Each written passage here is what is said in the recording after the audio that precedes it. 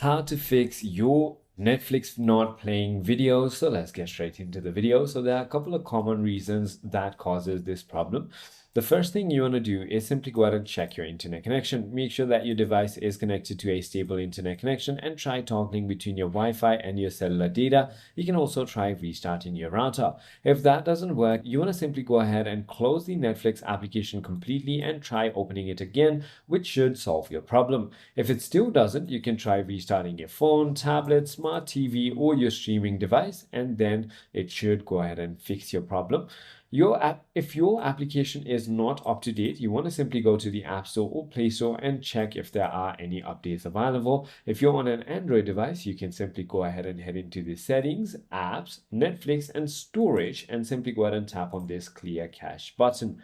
If you use any kind of VPN or proxy, make sure that is disabled. And if none of it works, simply go ahead and try contacting Netflix support. I hope this video clarifies everything for you. If you have further more queries, feel free to comment down below and I'll see you on the next one.